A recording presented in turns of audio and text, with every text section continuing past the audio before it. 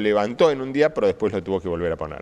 Bueno, vamos a seguir analizando qué es lo que ocurre con el dólar, con este dólar blend para el campo y sobre todo con la situación cambiaria. Ahora en comunicación con el economista Ramiro Tosi, que ya está en línea. Hola Ramiro, buen día, ¿cómo estás?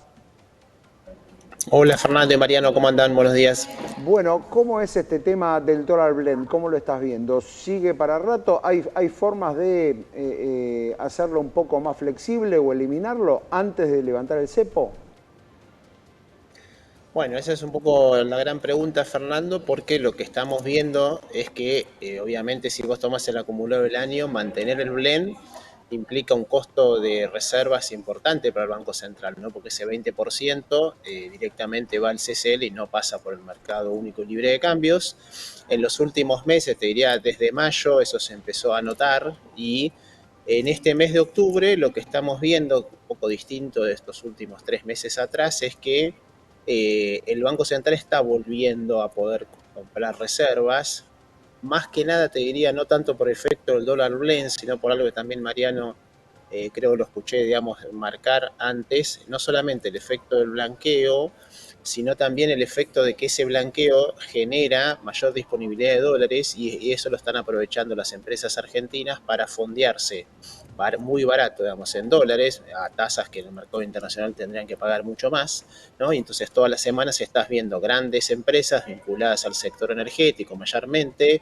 Ahora se suma, por ejemplo, esta semana IRSA también, que están aprovechando, digamos, esa mayor disponibilidad de dólares en el sistema financiero y bueno, una vez que toman esa deuda, como la normativa lo que les obliga es a liquidar ese endeudamiento en el mercado de cambios, ahí el Banco Central aprovecha y compra esos dólares que después en algún momento, si no se renueva ese préstamo, esa deuda, tendrá que volver a darle acceso para repagarle a los inversores. Bien, con lo cual allí, digamos, la expectativa de lo que viene pasando con el dólar es que sigue esta calma, digo, más allá de lo que vaya decidiendo y más allá de lo que, por ejemplo, empiece a negociar hoy el equipo económico en Washington, la disponibilidad de dólares para que este plan siga adelante va a estar. Te diría que ahora llegamos, digamos, a la última milla, como dicen los americanos, que son las últimas 2 semanas del blanqueo, ¿no? Entonces Claro. ahí, cuando termine el blanqueo y se corte este flujo de dólares, porque de hecho pasó algo curioso, fíjate que si vos tomás cuando empezó la etapa 1 del blanqueo, que fue el 18 de julio, hasta el 30 de septiembre, que era, digamos, la fecha original de vencimiento de la etapa 1, a las entidades financieras le llegaron algo así como 13.000 millones de dólares. Y a partir del 30 de septiembre, que se prorrogó un mes, si vos mirás los últimos datos que se publicaron, que son al día 10, los depósitos cayeron 900 millones de dólares. Eso es porque, digamos, los nuevos entrantes en esta postergación del blanqueo no llegaron a compensar a los que ya tenían disponibilidad de su depósito porque habían cumplido la indisponibilidad y retiraron, digamos, parte de sus depósitos. O sea que te diría que en estas 2 semanas probablemente lo que veas es que ese número quede igual o quizás se achique un poquito y ahí la duda es, bueno, llegada a la última etapa del año, noviembre, diciembre, qué va a pasar, digamos, con la brecha, qué va a pasar con la dinámica cambiaria, y ahí la gran duda es si el gobierno va a llevar adelante o no esa suerte de plan que anunció hace unos meses de bajar el ritmo de depreciación del tipo de cambio, que implicaría, digamos, una baja también en la tasa de interés, ¿no? Entonces hay que ver cómo hace esa secuencia de bajar la tasa de interés en pesos al mismo tiempo que baja el ritmo de depreciación del tipo de cambio, porque si eso lo haces desincronizadamente, le puede pasar lo mismo que le pasó en mayo, donde bajó muy rápido la tasa y la brecha, digamos, tuvo un salto importante. El mercado espera, ¿no? Como una baja de tasas del ECAP para las próximas licitaciones. El tema es que, claro, para eso la inflación tiene que empezar con 2, digo. Si no, no lo podés hacer. Si bien la mayorista te dio 2%, una inflación que todos dan para octubre, que va a estar menor que la de septiembre, pero va a estar en el 3, por arriba, por encima del 3%, va a ser difícil. Y luego diciembre siempre estacionalmente es un mes de inflación alto.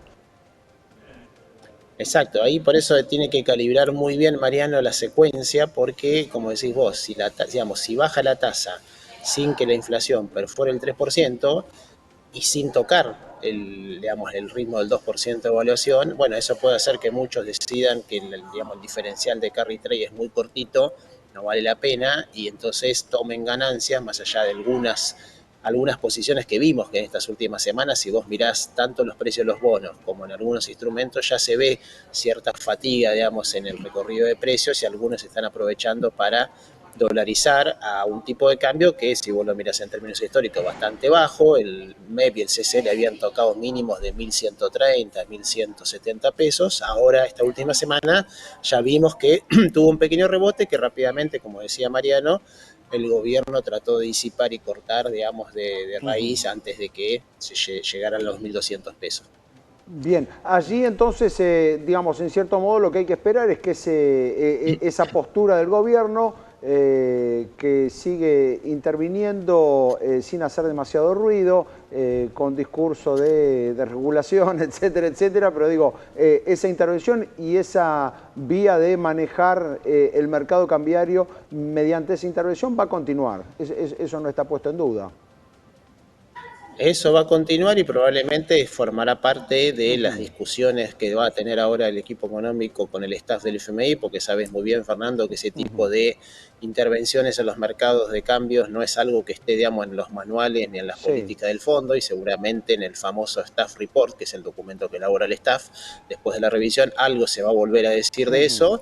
Y bueno, y probablemente después del 5 de noviembre, para lo cual ya también falta relativamente poco, tendremos un poco más de certeza una vez que esté puesto el ganador sobre, digamos, qué grado de apuro o no va a tener el gobierno para encarar, digamos, eventualmente un nuevo programa con el fondo que implique financiamiento adicional, ¿no? Bien. Y eso, en definitiva, te va a dar la pauta de cómo puede manejar, digamos, el mercado de cambios en los próximos meses también. Ahora, ¿te parece que es tan determinante el resultado de las elecciones en Estados Unidos? Algunos creen que está de algún modo sobrevalorada la posibilidad de que gane Donald Trump y que eso ayude en forma determinante al FMI. ¿Crees que eso es así?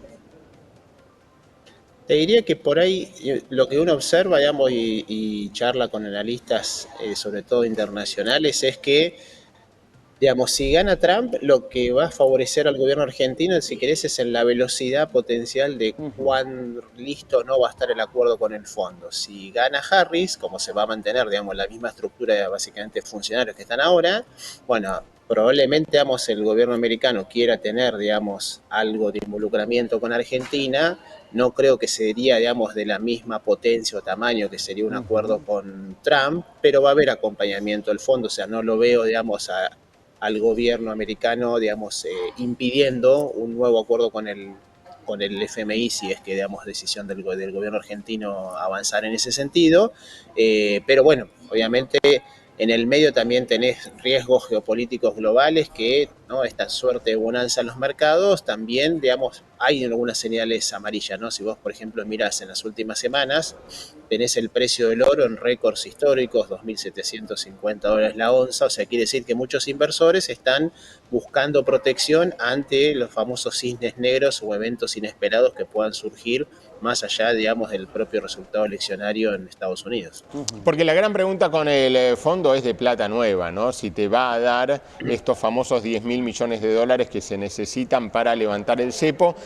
Incluso Carlos Rucauf, alguien que tiene mucha relación con Javier Milei, habla de que en junio va a estar los dólares del FMI para levantar el cepo, ¿no? Que sería un riesgo muy grande hacerlo en junio antes de las elecciones, cuando el mercado descarta que en todo caso sería después de las elecciones, pero no antes, ¿no? Bueno, ahí por eso la clave, Mariano, es ese financiamiento adicional que potencialmente te trae el fondo. ¿Para qué lo vas a usar, no? Porque el fondo ya aprendió, digamos, de la experiencia 2018-2019, con lo cual, si te presta nuevos dólares, difícilmente va a ser para que después, digamos, se gasten en potencialmente contener una suba del tipo de cambio. O sea, más probablemente te los va a dejar anotar en las reservas como un mecanismo de salvaguarda y decir, bueno, con esto convenzo al mercado de que el Banco Central está sólido, pero no para, digamos, intervenir con esas divisas en el mercado cambiario, ¿no? O sea, con lo cual el fondo también va a querer cierto reaseguro de qué vas a hacer con esos fondos.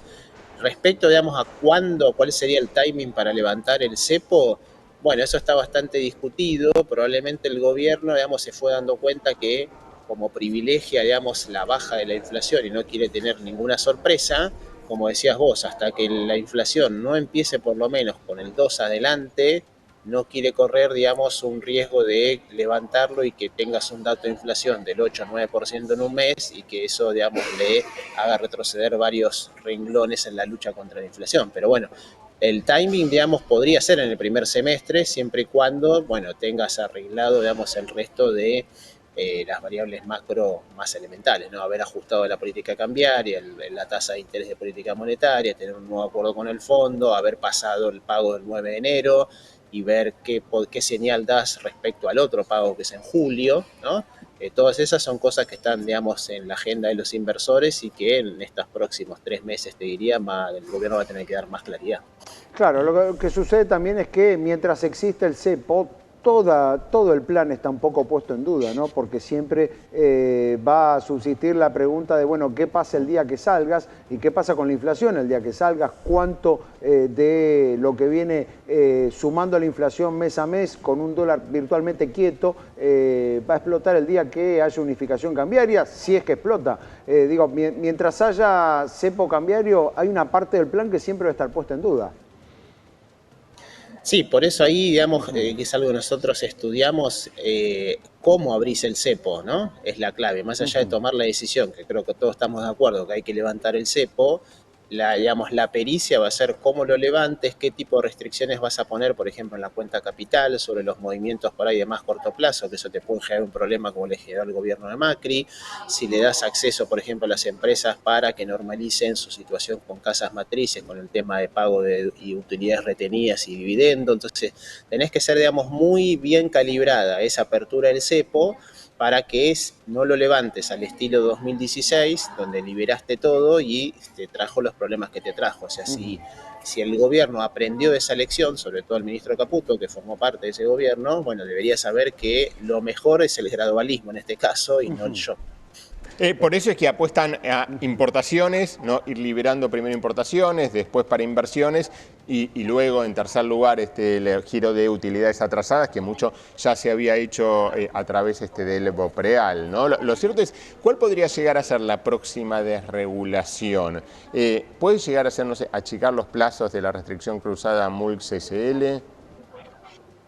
Bueno, esa es una primera, digamos, restricción importante. La otra es la que todavía no se movió, que es para los grandes inversores, si querés, este límite de 200 millones de pesos, ¿no? Para operar por día en el MEPS-SL. Y después, eventualmente, como última medida, si querés, que tampoco, digamos, tiene un gran efecto, pero algo de volatilidad te genera, que es la eliminación del parking, ¿no? Pero sobre todo esa restricción cruzada y el tema, digamos, aumentar los límites operativos, bueno, ahí te va a dar, digamos, un poco más te vas a acercar un poco más al verdadero precio, si querés, real que tendría el MEPS-SL en un entorno de mayor normalidad. ¿Es fuerte el volumen de intervención del gobierno? ¿Cuánto se puede calcular que estuvo interviniendo los últimos días? Mira, lo interesante, nosotros, digamos, como ese es un dato obviamente que es de la mesa del Banco Central y no es público, lo que nosotros sí monitoreamos es el volumen de todo el mercado, ¿no? Del MEPS-SL. Y ahí vos ves que a partir sobre todo de mayo, junio, sobre todo de fines de junio, cuando el gobierno hace el anuncio, el volumen promedio diario de MEPS-SL creció significativamente. Venías operando en el entorno de los 130 millones, hoy ese mercado está operando 260 millones de dólares, que a veces, en algunas jornadas, incluso supera al volumen del MULC, el mercado oficial de cambios. O sea que hay un volumen significativo y lo que uno sospecha, y sobre todo la semana pasada lo ves, ¿no? En la famosa última media hora, cuando a veces el gobierno ve que se empieza a disparar un poco una vez que cerró el contado inmediato, hay algo de intervención moderada, te diría, no más de 25 o 40 millones de dólares, pero que eso te ayuda, ¿no? Y es suficiente para marcar el precio de cierre y tranquilizar, digamos, las expectativas del mercado. Bien, nada nuevo bajo el sol, Ramiro, digo, nada que no haya ocurrido en otras épocas. En eso el gobierno no trajo tantas novedades ni tanta innovación. Ramiro, te agradecemos muchísimo estos minutos. Un abrazo. No, un abrazo a ustedes, buena semana.